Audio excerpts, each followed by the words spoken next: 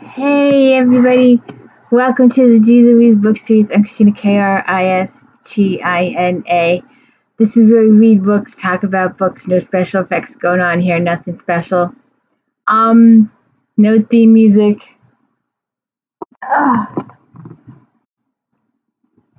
Just me and my gal pal here. Reading books, talking books. What do you think? How you doing today? You like my books? So, where is it? Okay. So, if you watched my video yesterday, Maryjanice Davidson, The Undead and Unworthy.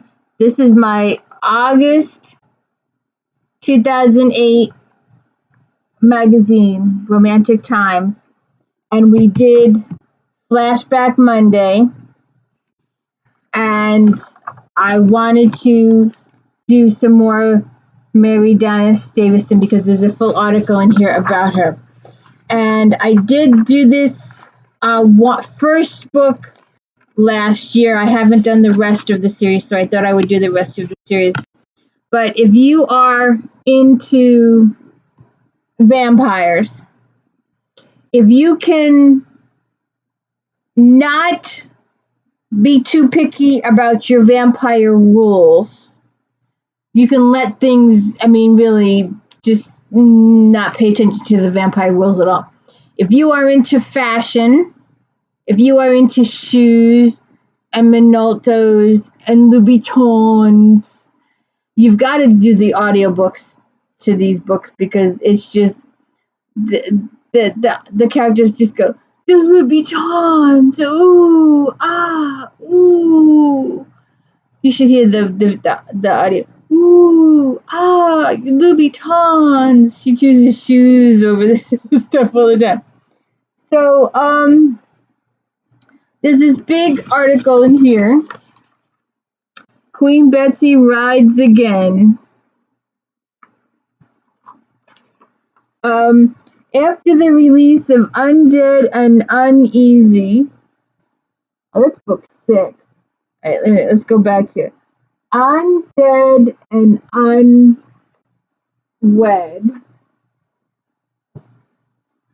is book 1. Why do I have this page marked? I don't remember. But she spends the whole time, Louboutins, shoes. So it's Undead and Unwed is book 1. It's been a hell of a week for Betsy Taylor. First she loses her job, then to top things off, she's killed in a car accident. But really bites, besides waking up in the morgue dressed in a pink suit and cheap shoes, courtesy of her stepmother, is that she can't seem to stay dead. Every night she rises with a horrible craving for blood. She's not taking too well to a liquid diet. Worst of all, her friends have the ridiculous idea that Betsy is the new prophesied queen vampire, and they want her help in overthrowing the most obnoxious, power-hungry vampire in 5 centuries, a badly dressed Bela Lugosi wannabe. Frankly, Betsy couldn't care less about vampire politics, but they have a powerful weapon of persuasion, designer shoes. How can any self-respecting girl say no? But a collection of Ferragamos isn't the only temptation for Betsy. It's just a lot safer than the scrumptious Sinclair, a seductive bloodsucker whose sexy gaze seems as dangerous as a stake through the heart. So she's Maryjanice Davidson experienced a strange phenomenon. Everyone thought she was done. People kept telling me they were sorry that Betsy's series was over, and I was like, what? It's not. She had done such a good job tying up loose ends that readers thought the series was finished. But not only was Davidson willing and eager to continue shoe fanatic Betsy's story, she was legally bound to write more. Her contract was for 9 books. so she decided to write the next three as a trilogy within this series. While Davidson plans to make them as funny as the early books, readers may be surprised to some tragic turns of events. So, book one, Undead and Unwed. And the Read What You Own series. I own these.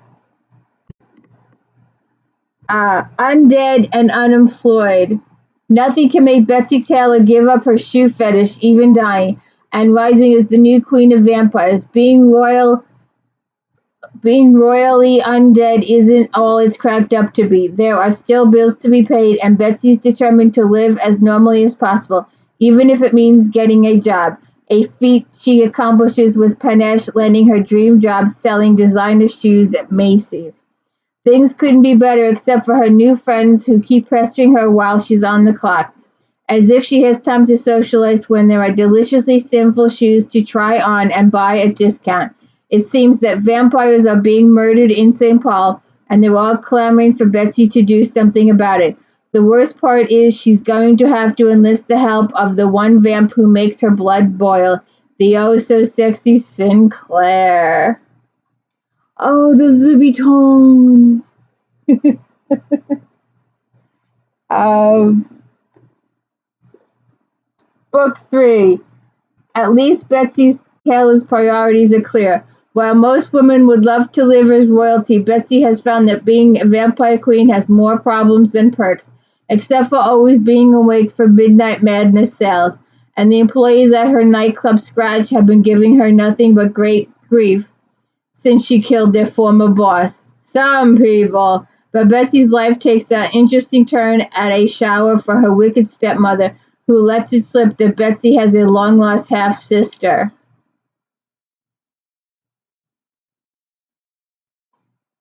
Undead and unreturnable. As if she needed yet another reason to shop, Queen of the Vampires Betsy Taylor is in the middle of planning the perfect wedding to drop-dead gorgeous vamp Eric Sinclair, and she's not about to let little things like death and blood drinking get in her way. But it all is not bouquets and bridal showers. Betsy is plagued by ghosts who demand her help in rectifying their past mistakes, and a serial killer is on the loose.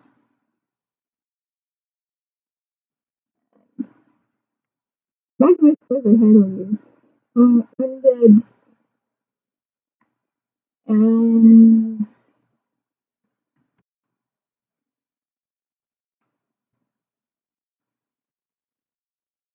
wanted to point out, you know how me in audiobooks, Undead and Unappreciated, and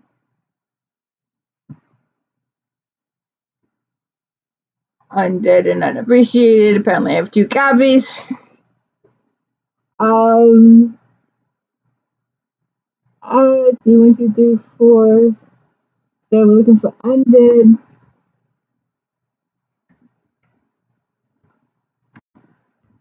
Undead and Unpopular.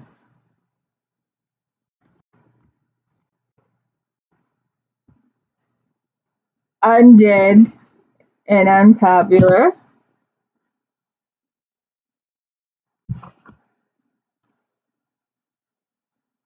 Vampire Queen Betsy Taylor has already plenty on her plate. For one thing, next week is her 31st birthday. The big three, one in human years and one in undead years. Yes, she bit the dust on her birthday last year. On top of that, she still has wedding plans to finalize and is not helping the prospective groom is avoiding anything to do with it. And then there's her decision to stop drinking blood, something she has yet to share with Eric Sinclair, her fiancé, who also happens to be the vampire king. The Louboutin. Undid and unpopular. I gotta put these back together again. Undid and uneasy. In the days leading up to the big day, Vampire Queen Betsy Taylor seems to have a full house, and the wedding guests have yet to arrive. Along with her human buddies, there's a ghost, a werewolf, and a fiend crashing at her place. And even though her fiance, King Eric Sinclair, conveniently disappears when the conversation turns to seating charts and flower arrangements, he does manage to make his oh so sexy presence known at other moments. Ah, undead and uneasy. Um, undead and unwelcome.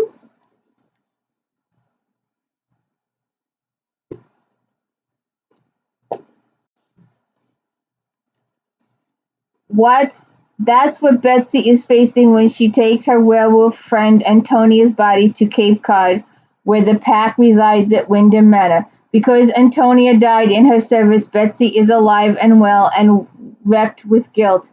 She had no idea if the Wyndham Wills will greet her with fangs or friendship. While Betsy and her husband Sinclair try to make nice, their legal ward, Baby John, freaks out every werewolf he meets. Meanwhile, Betsy's posse back at St. Paul's mansion is not LOLing. Increasing frantic emails alert Betsy to a half-sister's increasingly erratic behavior. Looks like the devil's daughter is coming into her own.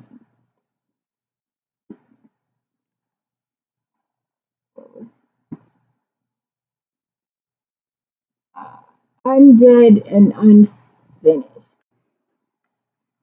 Um, undead and unfinished. Undead and unfinished. Vampire Queen Betsy Taylor strikes a bargain with the devil in order to gain the ability to read the Book of the Dead without going mad and finally discover all of its mysteries. There's just one little catch. Betsy and her half-sister Laura must go to hell just long enough to make nice with Laura's mother, aka Lucifer, and also take a detour through time. But time travel proves to be an alarming journey for Betsy and Laura because they're interacting firsthand with their own family past and they're dangerously changing the future in ways they never anticipated. Undead and unfinished. Um, undead and undetermined.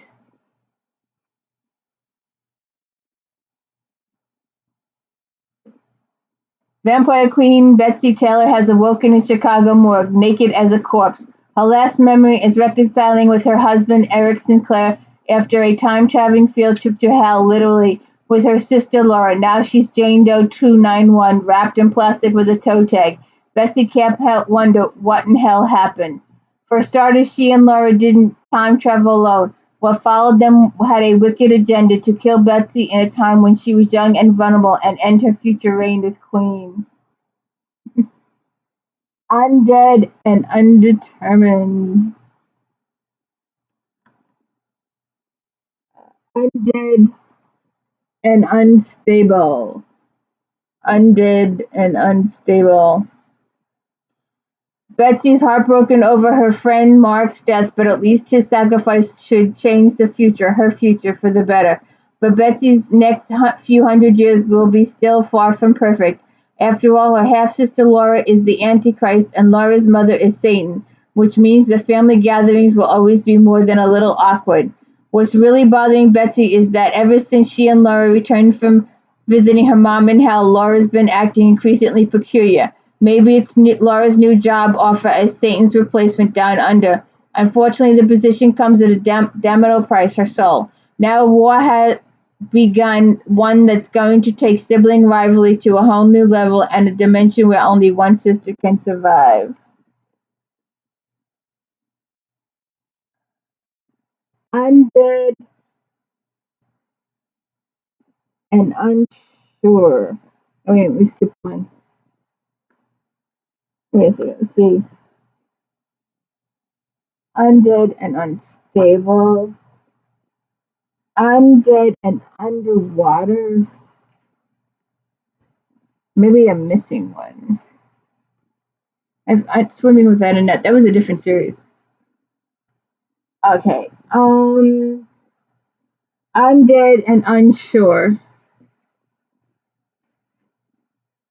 Undead and unsure. After her recent trip to hell, Betsy isn't exactly sorry she killed the devil, even though it's put her sister Laura in a demo position, forced to assume the role of Satan. She may not have the training, but she sure looks great in red, and in charge of billions of souls now that she's moved up in the world, or is that down? But Betsy's in an old new situation as well, that of being a monarch suddenly in charge of all things earthbound. Like her husband Sinclair, who was gone from relief to ecstatic to downright reckless now that he can tolerate sunlight. Undead and unsure. Uh, undead and unweary. Even with Satan out of the picture, the Antichrist for her sister, Betsy Taylor has had a hard time maintaining things below. It's not that she's been shirking her hellish obligations, it's just that her earthbound duties are so time-consuming, like a brand-new baby drama involving a pair of uncanny, okay, terrifying toddler twins. And get this, Betsy's dad, once so very dead, has been spotted in downtown St. Paul. Queen Betsy.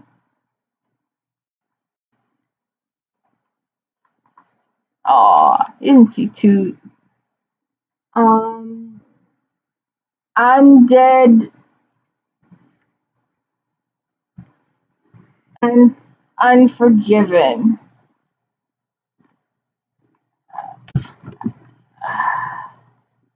If Betsy Taylor has learned anything about ruling hell, it's she can't do it alone. She doesn't have to. She's got the help of devoted vampire king, a dateless zombie, an exhausted new mom, an unshowered cop, a bitchy ghost, a kindly dead priest, and her late stepmother. Go Team Satan. But the latest major hurdle in her post-dead life is so big she can't even see it until it's on CNN. The worst has happened. Betsy has been outed to the world. It doesn't take long for the story to become 24/7 news, headline news. What's more, people are not only prepared to believe in vampires, they also want to kill them. Undead and Unforgiven. And what is this? Oh, this was the other one. Me, Myself, and Why, Maryjanice Davidson. This is another cute little side benefit. Um, this was the. We have a couple of side ones.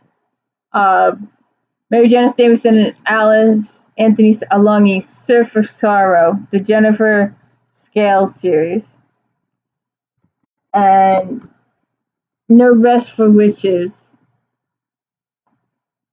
and the final or the latest one. Oh, and Dead Over Heels was another. Let's see. And the latest one is Undead and Done. Apparently there's a couple more coming out, but Undead and Done. Um, it had all It had been a well-kept secret for centuries, but now the existence of vampires is all over the news, thanks to Betsy Taylor's half-sister and the frustrated former Antichrist. Laura, life for the undead will never be the same, and it's up to Betsy to do some damage control. But her interview on the local news doesn't exactly put out the fire, it more or less pours kerosene on it. With the added attention on supernatural beings, the werewolves are more than a little agitated, never a good thing, and a demand that Betsy gets her interview skills and her family in order. And while things go from bad to worse in the world, hell continues to be hell, especially when Betsy's new parole program becomes about as complicated as you expect. So, there you go. There's all 15 of them. And if you're into shoes and Louboutins and Manolos, this is the series for you. And if you can let a lot of your vampire angst go, this is the series for you. Queen Betsy rides again. Maryjanice Davidson and shoes. If you want a little more info, Maryjanice Davidson. If you get to the end, you needn't fear, Davidson says. There's more to come, unless you're not a Betsy fan, in which case be afraid, be very afraid. The first book in the mini arc is Undead and Unworthy. Newlywed vampire Betsy, Queen Betsy, and her fiends out to get her murders to solve and her stepmother's ghost to contend with. It's just a really good, cute series. So I hope you check it out, and I hope you like and subscribe my videos. Queen Betsy, Manolos and shoes, and more shoes, and more shoes. Have a good day. Thank you for tuning in.